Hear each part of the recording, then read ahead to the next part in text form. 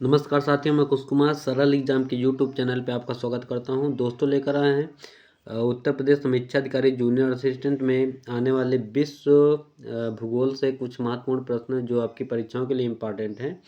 और इसमें कई प्रकार के टॉपिक हैं जिसमें से आपके अधिकतर प्रश्न एग्जाम में मिलते हैं। तो शुरू करते हैं। विश्व भूगोल जो उत्तर प्रदेश संबंधित एग्जाम है उनमें आते हैं जो प्रश्न।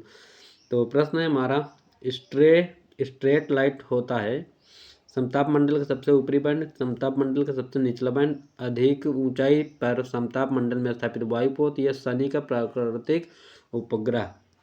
तो इसका जो राइट आंसर हो जाएगा वो सी होगा। अधिक ऊंचाई पर समताप मंडल में स्थापित वायुपोत होता है। ठीक, अब इसके बारे में बताएं तो स्ट्रेट लाइट मूलतः अधिक ऊंचाई पर समताप मंडल में स्थापित वायुपोत होता है जो संचार सिग्नलों को प्रसारित करने हेतु एक अस्थायी प्लेटफॉर्म के रूप में कार्य करता है। ठीक, अब नेक्स्ट है जलमंडल से। तो नीली नाइल, ब्लू नाइल नदी निम्नलिखित में से किस झील से निकलती है? ऑप्शन है विक्टोरिया झील, ताना झील, एडवर्ड झील या एल्बर्ट झील। तो ये जो है ब्लू नील और व्हाइट नील जो है ये नील नदी का निर्माण करती हैं। तो ये फिलहाल ताना झील से निकलती है और एक विक्टोरिया झील से निकलती है। ठीक, तो अफ्रीका में निकलती है। तो नील नदी अफ्रीकी देश इथियोपिया में अवस्थित ताना झील से निकलती है। और नील नदी इथियोपिया की सबसे लंबी नदी है। यह आगे चलकर खार्तूम यानी सूडान में सफ़ेद नील से मिलकर नील नदी के रूप में आगे बहती है। ठीक, और नील नदी अफ्रीका महाद्वीप की सबसे लंबी नदी है। मिस्र को नील नदी का वरदान कहते हैं।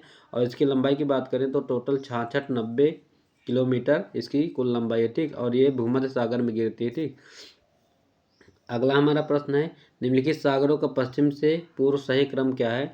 तो पश्चिम से पूर्व सही क्रम आपको हम बता दें तो भूमध्य सागर है, फिर काला सागर है, कैस्पियन सागर है, फिर अरब सागर। तो राइट आंसर इसका हो जाएगा सी ऑप्शन।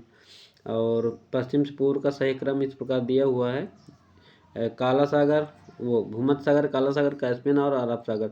और सागरों की अवस्थिति इस प्रकार है, भूमध्य सागर जो है अफ्रीका के मध्य अवस्थित है। यह सागर उत्तरी अफ्रीका, यूरोप, अनातोलिया तथा मध्य पूर्व के बीच स्थित है। और काला सागर की बात करें तो यह यूरोप एवं पश्चिम एशिया के मध्य में, यह सागर यूक्रेन, रोमानिया, बुल्गारिया, तुर्की, जॉर्जिया की और रूस से घिरा हुआ है। और यह एक महाद्वीप समुद्र है। ठीक, कैस्पियन सागर की बात करें तो सबसे बड़ा सागर यही है और ईरान और रूस के मध्य अवस्थित है। कैस्पियन सागर तटरेखा को अजरबैजान, ईरान, कजाकिस्तान, रूस और तुर्कमेनिस्तान द्वारा किया गया है। यह खारे पानी की सबसे बड़ी झील है। ठीक, अरल सागर रूस में अवस्थित है और इस सागर में जुड़े हुए देश कजाकिस्तान, उज्बेकिस्तान है और यह मध्य एशिया में स्थित है। ठीक, और नेक्स्ट हमारा प्रश्न है, इसमें सुमेलित करना है आपको। तो नदियाँ दी हुई है और इसमें कहाँ गिरती? तो लीना फारस की खाड़ी, आमूर आर्कटिक सागर, टिग्रिस अरब सागर और माही प्रशांत महासागर में है। ठीक, तो राइट आंसर इसका हो जाएगा ए ऑप्शन, 2, 4, 1, 3 हो जाएगा। ठीक, तो पहले का दूसरा, फिर आमूर का ये है प्रशांत महासागर, 2, 4, 1, 3 टिग्रिस जो है फारस की खाड़ी में और माही नदी ये अरब सागर में गिरती है। ठीक, तो इसका राइट आंसर ए हो जाएगा। और इसमें बताएं तो लीना जो है ये रूस में है, तो आर्कटिक सागर में, आमूर रूस और चीन में, प्रशांत महासागर में गिरती है। टिग्रिस जो है फारस की खाड़ी, बगदाद इसी के किनारे बसा हुआ है। ठीक, और माही अरब सागर में है, मध्य प्रदेश, राजस्थान, गुजरात में। और करीबा बांध निर्मित है, तो करीबा बांध कहाँ है? तो ये जाम्बेजी नदी पे बनाया हुआ है। इसका राइट आंसर बी हो जाएगा। ठीक, तो करीबा बांध जाम्बेजी नदी पर स्थित है, यहीं पर करीबा झील है। अफ्रीकी महाद्वीप के प्रमुख बांध इस प्रकार है, असवान बांध मिस्र में नील नदी पर अवस्थित है, यह अफ्रीकी महाद्वीप का सबसे ऊंचा बांध है। काइंजी बांध नाइजर नदी पर है, सन्नार बांध नील नदी पर अवस्थित है। उल्लेखनीय है कि जाम्बेजी नदी जाम्बिया और जिम्बाब्वे के बीच प्राकृतिक सीमा बनाती है। ठीक, अगला आर्थिक भूगोल से कुछ महत्वपूर्ण प्रश्न है। इसमें आपका पूछा है सुमेलित नहीं है। ठीक, Houston Texas, sparrows point Maryland, new Orleans Louisiana और कैमडेन फ्लोरिडा। तो इसका राइट आंसर डी है, यही सही नहीं है। ठीक, तो कैमरेड संयुक्त राज्य अमेरिका के न्यू जर्सी राज्य में स्थित है। ठीक, एक काउंटी है। अगला है हमारा प्रश्न, जनसंख्या और नगरीकरण से है महत्वपूर्ण प्रश्न। तो जनसंख्या वृद्धि के स्वरूप को एक दीर्घ कालावधि में घटित क्रमिक परिवर्तन को कहते हैं। तो इसे कहते हैं जननांगिकी संक्रमण कहते हैं। तो ए ऑप्शन इसका सही हो जाएगा। ठीक, ये इसके प्रमुख टॉपिक हैं, मतलब व्याख्या इसकी है। तो जनसंख्या वृद्धि के स्वरूप को एक दीर्घ कालावधि में घटित क्रमिक परिवर्तन को जननांगिकी संक्रमण कहा जाता है, और इसमें जन्म दर तथा मृत्यु दर के माध्यम से जनसंख्या में परिवर्तन की व्याख्या की जाती है। इसके 4 चरण होते हैं। प्रथम चरण उच्च जन्म दर एवं उच्च मृत्यु दर के कारण जनसंख्या में स्थिरता, और द्वितीय चरण उच्च जन्म दर और मृत्यु दर में गिरावट के कारण जनसंख्या में तीव्र वृद्धि। तृतीय चरण जन्म दर एवं मृत्यु दर दोनों में गिरावट के कारण जनसंख्या की स्थिरता की ओर गमन। और चतुर्थ चरण, इस चरण में जनसंख्या स्थिर होती है तथा जनसंख्या की औसत आयु ज़्यादा होती है। ठीक, अगला है यूपी 2011 की भारत जनगणना के अनुसार साक्षरता दर क्या है। तो 67.68 है यूपी की साक्षरता दर। ठीक, और इसमें पुरुष और महिला साक्षरता बताएं तो 77.3 और 57.2% है। अगला है 2011 की जनगणना के अनुसार उत्तर प्रदेश के संदर्भ में निम्नलिखित आंकड़ों में कौन सा सही सम्मिलित नहीं है। ठीक, तो देश की जनसंख्या में उत्तर प्रदेश 18 इतना % फिलहाल गलत तो यही है, क्योंकि इतना नहीं 17 कुछ है। और प्रति वर्ग 829 है, और इसकी जनसंख्या प्रतिशत वृद्धि ये भी सही है। और महिला साक्षरता 57 तो नहीं है यार, महिला साक्षरता तो 52 है ये, हाँ नहीं 57 है, 57। ठीक, तो इसका ए ही ऑप्शन गलत हो जाएगा। तो 2011 की जनगणना अद्यतन आंकड़ों के अनुसार उत्तर प्रदेश जनसंख्या की कुल जनसंख्या 16.5% है। ठीक, जबकि उत्तर प्रदेश जनगणना 829 है प्रति वर्ग किलोमीटर, 10 की वृद्धि दर 20.23 और महिला साक्षरता 57.18। ठीक, तो ए ऑप्शन इसका गलत हो जाएगा। अगला हमारा प्रश्न है निम्नलिखित में से किस राज्य की जनसंख्या सर्वाधिक है। तो सबसे ज़्यादा जनसंख्या की बात करें तो उत्तर प्रदेश है। जनसंख्या घनत्व की बात करें तो 1106 बिहार का सबसे ज़्यादा जनसंख्या घनत्व। ठीक, तो उत्तर प्रदेश की जनसंख्या आपको ये पता है 1998, 12,341, फिर महाराष्ट्र दूसरे स्थान पर, तीसरे पे बिहार और चौथा गुजरात है। ठीक, अगला हमारा प्रश्न है भारत की जनगणना हर 10 वर्ष में की जाती है। ठीक है, सही है। और 10 वर्ष की अवधि के दौरान भारत की जनसंख्या अधिकांशतः अपरिवर्तित रही है। तो इसका जो राइट आंसर है वो है सी ऑप्शन ए सही पर आर गलत है इसका। ठीक, अपरिवर्तित नहीं रही है बदलाव होता है। तो भारत की जनगणना प्रत्येक 10 वर्ष में की जाती है। 10 वर्ष की अवधि के दौरान भारत की जनसंख्या के आंकड़ों में लगातार उल्लेखनीय परिवर्तन होते रहते हैं, और इस प्रकार प्रश्न कथन सत्य है जबकि कारण असत्य है। ठीक, भारत की पहली जनगणना 1872 लॉर्ड मेयो के शासनकाल में हुई थी, लेकिन नियमित पूछे तो 10 वर्ष वाली लॉर्ड रिपन के समय 1881 में हुई। वर्ष 1921 को महाविभाजक वर्ष को छोड़कर हमेशा जनसंख्या में वृद्धि हुई है, अतः कारण आर गलत है। ठीक, कभी कभी पूछ लेता महाविभाजक वर्ष किस वर्ष को कहते हैं तो 1921 से। ठीक, और अगला है 2011 के अनुसार निम्नलिखित में से किसमें जनसंख्या घनत्व सबसे कम है। तो सबसे कम जनसंख्या घनत्व की बात करें तो इन राज्यों में उत्तर प्रदेश का है 829। ठीक, सबसे ज़्यादा बिहार में है, दूसरे नंबर पश्चिम बंगाल 1028, तीसरा केरल 860 और उत्तर प्रदेश 829 है। तो पूछ लेता है कभी कभी। ठीक, तो नेक्स्ट हमारा प्रश्न है 2011 की भारत की जनगणना के अनुसार निम्नलिखित में से कौन सा आदर्श वाक्य उपयोग किया गया था। तो उपयोग करने वाला वाक्य था आवर सेंसस आवर फ्यूचर। ठीक, डी ऑप्शन इसका सही हो जाएगा। और बात करें इसकी तो जो 2011 जनगणना भारत की 15वीं जनगणना है। इसको याद रखना, पूछ लिया जाता है कि 2011 में जो जनगणना हुई किस नंबर की, तो 15वीं है। और स्वतंत्रता के बाद भी पूछ लेते हैं तो ये 7वीं जनगणना थी, ये भी इंपॉर्टेंट है। और इसकी थीम क्या है तो आवर सेंसस आवर फ्यूचर, हमारी जनगणना हमारा भविष्य है का आदर्श वाक्य के साथ प्रारंभ इस जनगणना की कालावधि 9 फरवरी 2011 से 28 फरवरी 2011 थी, और इस जनगणना के अंतरिम आंकड़े 31 मार्च 2011 को जबकि अंतिम आंकड़े 30 अप्रैल 2013 को जारी किए गए थे। ठीक, नेक्स्ट हमारा प्रश्न है निम्नलिखित राज्यों को 2011 जनगणना के अनुसार उनके नगरीकरण के अवरोही क्रम में व्यवस्थित कीजिए तथा राज्यों के नीचे दिए गए कोड को सही उत्तर दीजिए।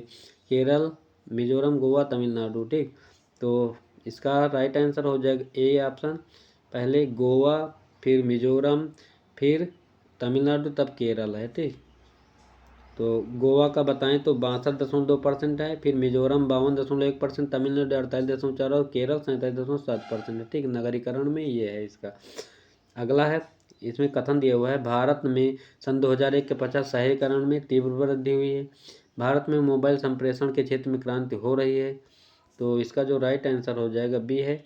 ठीक, ए और आर दोनों सही, किंतु आर ए की सही व्याख्या नहीं है। ठीक, मोबाइल का इसमें नहीं दिया हो पहले में। अगला है हमारा, किस राज्य में 2011 की जनगणना के अनुसार 10 लाख प्लस के नगरीय समूह नहीं है? तो हरियाणा, जम्मू, उड़ीसा या झारखंड? राइट आंसर सी है, उड़ीसा में नहीं है। ठीक, तो 2011 जनगणना के अनुसार भारत में 10 लाख या उससे अधिक जनसंख्या वाले नगरों की संख्या 53 है, जिनमें सर्वाधिक 10 लाखी नगर उत्तर प्रदेश केरल में है। उड़ीसा में एक भी 10 लाखी नगर नहीं है। हरियाणा व जम्मू कश्मीर में एक एक तथा झारखंड में 3 10 लाखी नगर हैं। ठीक, अगला है, भारत की 2011 जनगणना के अनुसार सर्वाधिक जनसंख्या निम्नलिखित नगरीय युग्मों में से किसमें दर्शित हुई है? कोलकाता एवं दिल्ली, दिल्ली एवं बंगलोर, मुंबई कोलकाता या मुंबई दिल्ली? तो सबसे ज़्यादा दिल्ली और मुंबई में। ठीक, महानगरों में।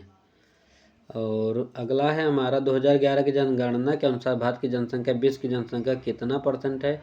तो विश्व की जनसंख्या का कुल बताएं तो 2.4% भूभाग पर भारत का जनसंख्या है, जबकि 2011 की जनगणना के अनुसार भारत की जनसंख्या टोटल इतनी है, जो विश्व की कुल जनसंख्या 17.5% है, जो इसमें नहीं दिया हुआ है। ठीक, तो 17.5%। और अगला है, भारतीय संविधान और राज्यसभा से संबंधित। तो केंद्र राज्य की कार्यपालिका आपात उपबंध है, निम्नलिखित में से कौन सा एक भारतीय संविधान के अंतर्गत आपात की उद्घोषणा का आधार नहीं हो सकता? युद्ध, बाह्य आक्रमण, सशस्त्र विद्रोह या आंतरिक अशांति? तो राइट आंसर इसमें डी होगा, आंतरिक अशांति। ठीक, अगला है, विधानमंडल मंत्रिपरिषद से। तो भारतीय संविधान के संदर्भ में निम्नलिखित कथनों पर विचार कीजिए। संघ मंत्रिपरिषद लोकसभा के प्रति सामूहिक रूप से उत्तरदायी होगी। संघ के मंत्री प्रधानमंत्री के पश्चात पर्यंत अपने पद पर धारण रहेंगे।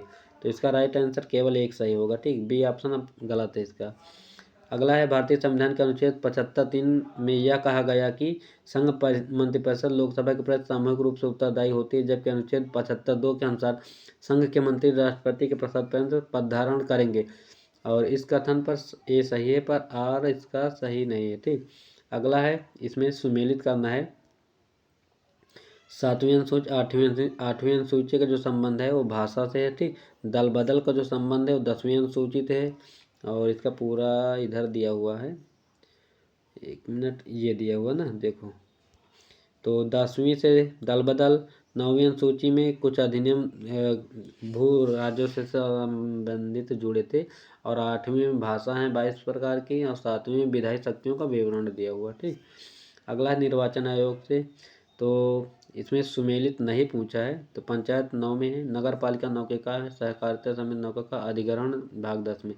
तो यही जो है अधिग्रहण ये 10 में नहीं है, भाग 10 में दल बदल है। ठीक, तो भारतीय संविधान के भाग 10 का संबंध अधिकांश से न होकर अनुसूचित क्षेत्रों से संबंधित है, और जबकि अन्य विकल्प सुमेलित 73वें तथा 74वें संविधान संशोधन अधिनियम 1992 द्वारा क्रमशः भारतीय संविधान में भाग 9 के माध्यम से पंचायती राज व्यवस्था एवं भाग 9 का के माध्यम से नगर पालिका संबंधी प्रावधान किए गए हैं, जबकि 97वें संविधान संशोधन अधिनियम 1911 द्वारा 9 खा जोड़कर सहकारी समितियों के संबंध में प्रावधान किया गया, और भारतीय संविधान के भाग 14 का संबंध अधिकरण से है। ठीक, अगला है पंचायती राज व्यवस्था संविधान संशोधन।